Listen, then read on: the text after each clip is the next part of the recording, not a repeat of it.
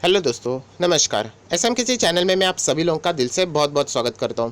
Friends, इस video में हम लोग कवर करने वाले लगभग 10 से 12 शेयर्स। तो चलिए इस वीडियो को यहाँ पे स्टार्ट कर लेते हैं। सबसे पहले किसी भी इंडिविजुअल स्टॉक के ऊपर जाने से पहले आज के दिन का निफ्टी का परफॉर्मेंस भी देख लेते हैं, जो कि आप लोगों के सामने मैंने ओपन कर दिया है। सो निफ्टी का जो क्लोजिंग है स्टिल हम लोग कह सकते हैं मैनेजेबल है, अच्छा क्लोजिंग देखने को मिल रहा है। गिरावट भली क्यों ना हो, बट यहाँ पे 10,000 के ऊपर क्लोजिंग रहना एक साइकोलॉजिकली सपोर्ट हम लोग ज़रूर कह सकते हैं। बट जिस तरीके का निफ्टी का पिछले 2 दिन से ट्रेडिंग सेशन का अगर आप बर्ताव देखोगे तो ऊपर के लेवल पे टिकना बहुत ही मुश्किल हो चुका है। मतलब शुरुआत बहुत अच्छी हो जाती है, बाद में थोड़ा सा ट्रेड कर देता है एंड बाद में जो गिरावट हो जाती है वो एक डाउन ट्रेड में हम लोग को देखने को मिल जाता है। सो यहाँ पे हम लोग ज़रूर कह सकते हैं कि निफ्टी यहाँ पे ऊपर टिकने के लिए बहुत ही ज़्यादा मतलब उसको मशक्क़त करनी पड़ रही है। एंड जिस तरीके का निफ्टी का परफॉर्मेंस है, अगर वो 10,000 के नीचे आ जाता है सो यहाँ पे गिरावट बहुत ही तेज़ हो सकती है। ये कि हम लोग यहाँ पे एक छोटा सा प्रेडिक्शन कर सकते हैं। सो चलिए दोस्तों, ये तो हो गई आज के दिन की बात जहाँ पे 120 पॉइंट की निफ्टी में गिरावट देखने को मिली थी। सबसे पहले अगर हम लोग इंडिविजुअल स्टॉक की बात करें तो रिलायंस इंडस्ट्री, यस दोस्तों, बहुत सारे हम लोग को धमाकेदार यहाँ पे जो इनमें जो निवेश के लिए जो इन्वेस्टर आ रहे हैं वो तो हम लोगों ने देख लिए थे। फेसबुक आया था, विस्ता आया था, उसी के साथ साथ सिल्वर लेक आए थे। बहुत सारे इन्वेस्टर ने यहाँ पे लाइन लगाई थी एंड जिस तरीके के चीज़ें न्यूज़ हम लोग को सुनने को मिल रहे हैं उससे हम लोग ये अंदाज़ा लगा सकते हैं और 3 से 4 हम लोग को नए निवेशक भी आते हुए देखने को मिल सकते हैं। सो रिलायंस इंडस्ट्री से रिलेटेड यहाँ पे अभी एक बहुत बड़ा डाउट क्रिएट हो चुका है, जो कि आप लोग इस वेबसाइट के ऊपर भी देख सकते हैं। कल मैंने इससे रिलेटेड वीडियो बनाया था बट वो अनफॉर्चुनेटली डिलीट होते हुए वो गायब ही हो गया। सो हम लोग देख सकते हैं कल के दिन की न्यूज़ है, बट स्टिल आप लोगों को पता होनी चाहिए कि यहाँ पे कुछ थोड़ा सा सवाल उठाया जा रहा है कि गवर्नमेंट ने क्या रिलायंस इंडस्ट्री को ये जो 53,000 करोड़ उन्होंने रेस किया है वो रेस करने के लिए यहाँ पे हेल्प किया है। क्योंकि अगर आप लोग यहाँ पे कुछ चीज़ें देखोगे, अभी वो इत्तेफाक है या फिर हम लोग कह सकते हैं कि एक्चुअल में ही वैसे हो चुका है। क्योंकि जितने भी राइट इशू से रिलेटेड जो भी नियम कानून जितने भी हुआ करते थे, प्रोविजनिंग जो कंपनी लॉ में भी हम लोगों को देखने को मिलते थे, कंपनी एक्ट 2013 में, वो सारे हम लोगों को यहाँ पे चेंज होते हुए देखने को मिले थे। सो ऐसा एग्जैक्टली रिलायंस इंडस्ट्री के राइट इशू के ही दरमियान कैसे हुआ, सो ये कुछ सवाल यहाँ पे पूछे जा रहे हैं। सो ये बात की बात है कि अभी एक्चुअल में यहाँ पे क्या होने वाला है, बट ओवरऑल हम लोग ये कह सकते हैं कि रिलायंस इंडस्ट्री से रिलेटेड ये राइट इशू से रिलेटेड ये सवाल पूछा जा रहा है। सो उसके बाद अगर हम लोग राइट इशू के बाद रिलायंस की बात अगर हम लोग बात करें तो यहाँ पे टाइटन कंपनी से रिलेटेड आप लोग देख सकते हैं हम लोगों को रिजल्ट अच्छे आने के बावजूद, मतलब अगर आप लोगों को मैं प्रॉफिट दिखाना चाहूँगा, बट यहाँ पे 3.23% की गिरावट एंड 1000 के नीचे टाइटन लुढ़क चुका है। सो रिजल्ट अगर आप लोग ओवरऑल देखोगे सो यहाँ पे Q4 की जो अर्निंग थी 21% तक की जंप थी, 357 करोड़ तक का हम लोगों को ज़बरदस्त यहाँ पे ऑपरेटिंग परफॉर्मेंस भी देखने को मिला था। But the problem is what कि टाइटन में जो हम लोगों का जो उनका मेन बिजनेस है ज्वेलरी से रिलेटेड है। तनिष्क ब्रांड आप लोगों ने सुना ही होगा एंड इसीलिए आप लोग देख सकते हैं जो प्रेशर है हम लोग को ज्वेलरी के बिजनेस में देखने को मिल रहा है। क्योंकि आप सभी लोगों को पता है गोल्ड के प्राइजेस किस तरीके के स्पाइक हो चुके हैं। मैंने आप लोगों को एक वीडियो भी बना के बताया था कि गोल्ड के प्राइजेस अगर स्पाइक हो जाते हैं सो ऑब्वियसली ज्वेलरी बनाने वाली कंपनी के लिए गोल्ड खरीदना ये उनका एक रॉ मटेरियल होता है। सो टाइटन कंपनी के लिए ये हम लोगों को प्रेशर वाली बात देखने को मिल रही है। हालांकि मैनेजमेंट ने यहाँ पे बहुत ही स्ट्रॉन्ग कॉमेंट्री भी पेश की है कि आने वाले समय में वो ज्वेलरी का बिजनेस और भी यहाँ पे ग्रो होते हुए नजर देख रहे हैं। क्योंकि यूजुअली अगर हम लोग इंडिया की बात करें तो आप सभी लोगों को पता है ज्वेलरी को इन्वेस्टमेंट के साथ साथ एक रिलीजियस पर्पस भी देखा जाता है, शादी में भी ज्वेलरीज यूज़ की जाती है। बट फिलहाल तो शादी का मौसम आप सभी लोगों को पता है कि लॉकडाउन की वजह से डाउन ही है एंड जितने लोग भी शादी कर रहे हैं वो बहुत ही कम खर्चे में कर रहे हैं। सो टाइटन के जो मैनेजमेंट है उनका ये कहना है कि मैक्सिमम लोग अभी यहाँ पे जितना भी खर्चा बचता है वो यहाँ पे वो ज्वेलरीज में यहाँ पे निवेश कर रहे हैं या फिर वो यहाँ पे ज्वेलरी खरीदने के लिए आ रहे हैं। सो इस परस्पेक्टिव से अगर हम लोग यहाँ पे देख लेते तो उन्होंने कहा है कि लॉन्ग टर्म में टाइटन यहाँ पे वापस कम बैक कर सकता है, जो कि आप लोग यहाँ पे देख सकते हो। अगर हम लोग लॉन्ग टर्म निवेशकों की बात करें तो उनको कोई भी डरने की जरूरत नहीं है, क्योंकि कंपनी बहुत ही फंडामेंटली स्ट्रॉन्ग है एंड बढ़िया कंपनी है। उसके बाद आप लोग यहाँ पे देख सकते हैं नेक्स्ट स्टॉक को ओपन कर लेते हैं जिसका नाम है HDFC बैंक। यस दोस्तों, HDFC बैंक वापस हम लोगों को यहाँ पे नीचे जाते हुए देखने को मिल रहा है। नीचे मतलब 1000 के नीचे आ चुका है। बीच में 1000 के ऊपर जाते ही बहुत सारे लोगों ने कमेंट्स मतलब भर दिए थे, सर अभी 1000 के ऊपर गया, हम लोगों ने नहीं खरीदा, अभी क्या। तो मैंने उनको वही कमेंट लिखा था कि 1000 के नीचे वापस ज़रूर आएगा। फाइनेंशियल सेक्टर्स को बहुत ज़्यादा बर्डन्स यहाँ पे बेयर करना है, तो वापस ये 1000 के नीचे अभी आना शुरू हो चुका है। सो अभी यही लोग अभी इंतजार करना शुरू कर देंगे कि और कितना नीचे और कितना नीचे। जितना भी हो सके दोस्तों बाय ऑन डिप्स की स्ट्रैटेजी अप्लाई करनी है। अभी जिनके पास ज़्यादा पैसा रहेगा वो क्या करेंगे, 950, 900, 850 मतलब हर 50 के गैप में वो यहाँ पे स्टॉक को खरीद सकते हैं। एंड जिनके पास पैसा कम रहेगा वो वैसे ही वो गैप बढ़ा सकते हैं, 900 यहाँ पे 800, 700 या फिर जिनके पास और भी पैसा कम है वो 200 के गैप में 900, उसके बाद 700। तो आप लोगों को ये समझ में आ रहा है, ये स्ट्रैटेजीज रहती है जो कि आप लोगों को शॉर्ट टर्म में भी अच्छा खासा पैसा कमा के दे सकती है। अभी शॉर्ट टर्म में कैसा पैसा कमाना, ऊपर आई बटन पे क्लिक करके देख लेना। ये वीडियो जिसने देखा, ज़बरदस्त पैसा उन्होंने यहाँ पे कमा लिया है। सो HDFC बैंक टेंशन लेने की बात नहीं है, बहुत ही बढ़िया बैंक है। एंड अगर गिरावट हो जाएगी बैंकिंग सेक्टर में तो ऑब्वियसली ये स्टॉक हम लोग को निचले लेवल पे भी देखने को मिल सकता है, बट लॉन्ग टर्म के लिए ये बहुत ही अच्छा है। बाय ऑन डिप्स के लिए आप लोग ज़रूर आगे बढ़ सकते हो। इंडसइंड बैंक, सो यहाँ पे कहना चाहूँगा, आप लोगों को वार्निंग देना चाहूँगा, इसमें नहीं पड़ना है। हालांकि आप लोगों को ये जंप देखने को मिल रही है, इसके पीछे की वजह यही है कि प्रमोटर अपने ही कंपनी में हिस्सेदारी बढ़ाने की कोशिश कर रहे हैं। लगभग 26% तक की हिस्सेदारी, मतलब वो वहाँ तक जाना चाहते हैं। बट आप सभी लोगों को पता है RBI के कुछ नियम होते हैं कि प्रमोटर ज़्यादा परसेंटेज बैंकिंग सेक्टर में अपना नहीं रह सकते। तो यही कहना चाहता हूँ कि इस बैंक से फिलहाल तो मैं ऑलरेडी दूर हो चुका हूँ। एंड इस न्यूज़ के बदौलत हम लोग कह सकते हैं टेम्पररी उछाल जरूर आएगा, बट अगर लॉन्ग रेंज में अगर हम लोग देखते तो बैंकिंग सेक्टर में मैंने जैसे कहा कि HDFC bank, ICICI bank, Kotak Mahindra bank, ये 3 बैंक के ऊपर थोड़ा सा आप लोग भरोसा रख सकते हो। बाकी बैंकिंग सेक्टर में सारे बैंक्स हम लोग कह सकते हैं एक प्रेशर क्रिएट कर सकते हैं। PSU सेक्टर की बात करें तो कोई भी अच्छा नहीं, बट स्टिल आप चाहते हो तो SBI के लिए जा सकते हो, बट बहुत ही स्लो कछुए की चाल के हिसाब से वो आप लोगों को रिटर्न वहाँ पे दे सकता है। सो इंडसइंड बैंक के लिए यही कहना चाहूँगा कि न्यूज़ है कि प्रमोटर अपनी हिस्सेदारी बढ़ा रही है, इसीलिए हम लोगों को यहाँ पे जंप देखने को मिल रहा है। बट अभी भी उसके लिए बहुत सारी चीज़ें यहाँ पे देखने को मिलने वाली है। उसके बाद कोई स्टॉक है तो उसका नाम है वेदांता। वेदांता भी बहुत ही ज़्यादा चर्चे में रह रहा है जस्ट बिकॉज ऑफ ना डी लिस्टिंग।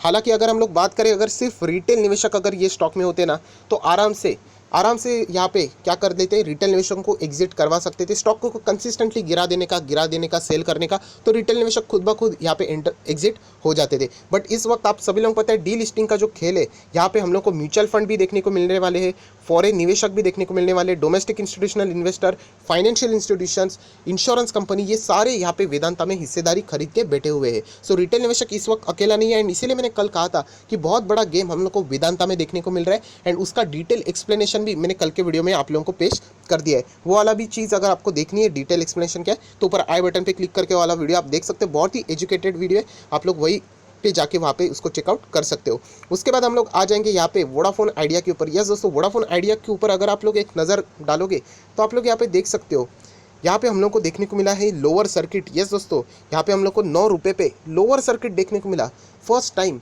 तो ऐसा कैसे हुआ? क्योंकि ये तो FNO वाला स्टॉक है। FNO में जितने भी स्क्रिप्ट्स रहते हैं वहाँ पे हम लोग को ऐसे स्ट्राइक जो रहते, स्टॉप लॉस जो रहते लोअर सर्किट वाले, वो चीज़ें देखने को नहीं मिलते। तो यही बात है दोस्तों, बहुत सारे लोगों ने आवाज़ भी उठाई थी, बहुत सारे एक्सपर्ट ने भी कहा था कि येस बैंक को भी यहाँ पे FNO से बाहर होना चाहिए। येस बैंक तो हो गया, तो वोडाफोन आइडिया भी अभी भी FNO में क्यों बना हुआ है? आप लोग देख सकते हैं इतना कुछ जो क्राइटेरिया रहते हैं उतने ज़बरदस्त देखने को नहीं मिलते। सो इसीलिए यहाँ पे बात की जा रही कि वोडाफोन आइडिया को भी FNO होता है उसमें से यहाँ पे एग्जिट करवा दो। अगर वो FNO से एग्जिट हो जाएगा तो आप सभी लोगों को पता है नॉर्मल इसमें आ जाएगा। एंड नॉर्मल इसमें स्टॉक आने के बाद वहाँ पर आप लोगों को upper circuit and lower circuit देखने को मिल जाते हैं।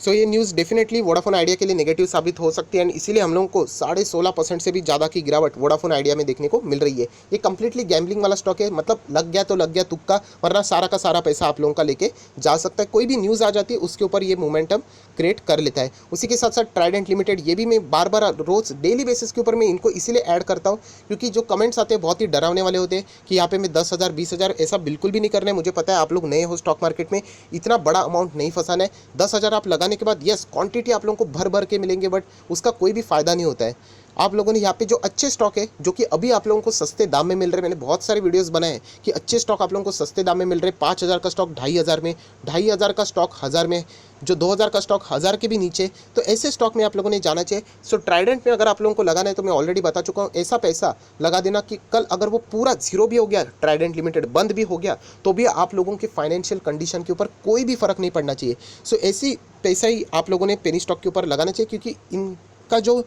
पैटर्न होता है वो लक के ऊपर डिपेंड करता है। कोई तो अच्छी न्यूज़ आनी चाहिए ज़बरदस्त, उसी के बाद हम लोग को यहाँ पे जंप देखने को मिल जाती है। सो ट्राइडेंट लिमिटेड में संभल के काम करना है। एंड जो मैंने लेवल्स और टारगेट्स आप लोगों को बताए वो ज़रूर याद रखने कि कभी आप लोगों ने वहाँ पे जाके एवरेज करना चाहिए। अभी हम लोग आ जाते हैं नेक्स्ट स्टॉक के ऊपर जिससे रिलेटेड बहुत सारे लोगों ने कमेंट्स किया था, सर IRCTC में क्या करें। देखिए IRCTC से रिलेटेड जो मैंने ऑलरेडी जो चीज़ें आप लोगों को बताई है वही कंटिन्यू करना चाहूँगा कि अभी ये स्टॉक एक ही दायरे में हम लोगों को ट्रेड करते हुए देखने को मिल रहा है। इसका रीज़न है रिजल्ट से रिलेटेड। यस, कंपनी के रिजल्ट कब आएंगे इससे रिलेटेड वेट किया जा रहा है। इनफैक्ट अगर हम लोग यहाँ पे पिछले चार्ट पैटर्न भी यहाँ पे देख लेते हैं। जो IRCTC यहाँ पे बीच में गिरा था, उसके बाद जो कमबैक देखने को मिला, वो कमबैक में भी कोई ऐसा बड़ा रीज़न नहीं था। सो ये कमबैक हुआ है जस्ट ऑन एक ही रीज़न के कारण, एंड वो है कंपनी के रिजल्ट। कंपनी के रिजल्ट अच्छे आएंगे क्योंकि जो Q4 था वहाँ पे हम लोगों को ज़्यादा लॉकडाउन का इम्पैक्ट देखने को नहीं मिलेगा, एंड इसीलिए यहाँ पे ये स्टॉक इतना भागा हुआ है। अगर ये Q4 के नंबर खराब पेश कर लेता है तो यस, हम लोग को ये स्टॉक में ज़बरदस्त गिरावट देखने को मिल सकती है, क्योंकि Q4 के नंबर अच्छे आएंगे। इसी एक होप के कारण IRCTC में हम लोग को तेज़ी यहाँ पे देखने को मिल रही है। सो फिलहाल ये स्टॉक हम लोग को यहीं पे ट्रेड करते हुए देखने को मिल रहा है, जो कि और भी टाइम यहाँ पे गुजार सकता है। कंपनी रिजल्ट का इंतजार करे, हम भी रिजल्ट का ही इंतजार करेंगे, क्योंकि मैंने कहा था कि अगर आप स्मार्ट निवेशक हो तो आप लोग इंतज़ार करोगे, वरना आप यहाँ पे पैसा लगा दोगे तो आप लोगों को भी नहीं पता है कि आगे वो जाएगा या नहीं जाएगा। सो फिलहाल तो यहाँ पे मैं वेट ही कर रहा हूँ IRCTC से रिलेटेड कि इनके रिजल्ट भी कैसे आएंगे, उसके बाद ये कंपनी का स्टॉक कैसे रिएक्ट करते हैं, उसके बाद हम लोग यहाँ पे अपना अजम्पशन ड्रॉ कर सकते हैं। सो IRCTC के बाद और एक स्टॉक है SBI कार्ड। ये सारे वही स्टॉक है जो कि बहुत ज़्यादा पॉपुलर हुए थे। IRCTC का IPO बहुत ही ज़बरदस्त बूस्ट हुआ था, इसीलिए SBI कार्ड में भी रिटेल निवेशकों ने भर भर के माल उठाया था, एंड उसके बाद वो यहाँ पे अटक चुके हैं। मैं वापस कहना चाहता हूँ, मैं आप लोगों को कोई झूठी तसल्ली नहीं देना चाहूँगा। मुझे अभी भी लगता है कंपनी बुरी नहीं है, बट येस Q1 के नंबर्स यहाँ पे बहुत कुछ चीज़ें आप लोगों के सामने क्लैरिटी रख देंगे कि एक्चुअल में यहाँ पे हकीकत में क्या होने वाला है। इवन दो Q4 के नंबर्स भी अगर आप यहाँ पे चेक करते हो फाइनेंशियल्स के ऊपर क्लिक करके, तो आप लोगों को देखने को मिलेंगे कि कुछ भी यहाँ पे ज़्यादा इंप्रेसिव डेटा नहीं था। आपके सामने ही ओपन किया है, मार्च 2020 का डेटा है, आप लोग देख सकते हैं सारे के सारे लाल निशान में यहाँ पे चल रहे हैं। सो अंदाज़ा लगा के देखना कि Q1 के रिजल्ट में यहाँ पे क्या हालत हो सकती है। सो जो बड़े प्लेयर्स यहाँ पे अटके हुए वो शेयर को थोड़ा सा भगा लेते हैं। रिटेल निवेशकों को लगता है सब कुछ नॉर्मल हो गया, इसलिए वो यहाँ पे बाइंग कर लेते हैं एंड बुरी तरीके से फंस जाते हैं। सो कंपनी के रिजल्ट जब अच्छे आएंगे तब हम लोग कह सकते हैं लॉजिकली कि आप अपना निवेश बढ़ाओ। कंपनी के रिजल्ट खराब है, सिर्फ प्राइस भाग रहा है, एंड उसके बाद आप लोग निवेश की बात कर रहे हैं, तो एक कंप्लीटली इलॉजिकल बात यहाँ पे सामने आप मेरे कर रहे हो। सो फिलहाल तो मैं यहाँ पे वेट ही करूँगा, जो कि मैं ऑलरेडी अपने पुरानी वीडियोस में बहुत बार बता चुका हूँ। एंड आखिरी कोई शेयर है तो महानगर गैस। आप सभी लोग पता है गैस सेक्टर से रिलेटेड दो companies IGL Indraprastha gas limited and महानगर गैस, जो कि ये डेफ फ्री कंपनी, दोनों की दोनों, ये मुझे दोनों पसंद है। एंड कल इस कंपनी के भी रिजल्ट आने वाले हैं। सो कंपनी के रिजल्ट कैसे रहते हैं इसके ऊपर पूरा बाजार का फोकस रहेगा, तो आप लोगों ने भी इस कंपनी के ऊपर अपनी नज़रें जमा लेनी चाहिए, इवन तो वो शेयर आपके पोर्टफोलियो में रहे या ना रहे। सो आप लोग देख सकते हैं जितने भी इंपॉर्टेंट पैरामीटर्स थे मैंने यहाँ पे कवर कर लिए, एंड जाते जाते हम लोग जरूर देख लेंगे, यहाँ पे रिफ्रेश कर लेता हूँ अमेरिकन बाजार का हालचाल कैसे चल रहा है। सो फिलहाल तो यहाँ पे 241 पॉइंट्स यहाँ पे गिरते हुए देखने को मिल रहा है। इनफैक्ट अच्छा खासा रिकवरी की है, क्योंकि जो गिरावट थी पहले 350 के आसपास थी। सो स्टिल अभी तो पूरी रात बाकी है, उसके बाद हम लोग देख लेंगे सुबह उठने के बाद कि अमेरिकन बाजार की क्या हालत है। क्योंकि अगर अमेरिकन बाजार ज़बरदस्त गिर जाता है तो हमारा मार्केट एक बोलते हैं ना वेंटिलेटर के यहाँ पे चल रहा है। यहाँ पे वो एक्सक्यूज़ ढूंढ रहा है कि कुछ ना कुछ एक नेगेटिव खराब न्यूज़ आ जाए, 10,000 के नीचे थोड़ा सा भी मार्केट लुढ़क जाता है तो उसके बाद हम लोग को तेज़ी से गिरावट देखने के चांसेस यहाँ पे बढ़ जाते हैं। सो बहुत सारे लोगों को ऑलरेडी यहाँ पे बताना चाहता हूँ कि अगर बाजार 10,000 के नीचे अगर लुढ़क जाता है, सो यहाँ पे हम लोग को ज़ोरदार गिरावट देखने के चांसेस बढ़ जाते हैं। तो ऑलरेडी ये सारी चीज़ें मैं आप लोगों को यहाँ पे बता चुका हूँ। सो अमेरिकन बाजार का भी रोल एक बहुत ही इंपॉर्टेंट यहाँ पे प्ले होने वाला है, इसके ऊपर भी आप लोगों ने नजरें रखनी चाहिए। सो आया आशा करता हूँ दोस्तों ये वीडियो एंड अपडेट्स आपको अच्छे लगेंगे, तो जरूर इसको लाइक करना है, दोस्तों के साथ शेयर करना बिल्कुल भी मत भूलना। So that's it, thank you very much, we will be meeting on our next video. तब तक के लिए बाय बाय।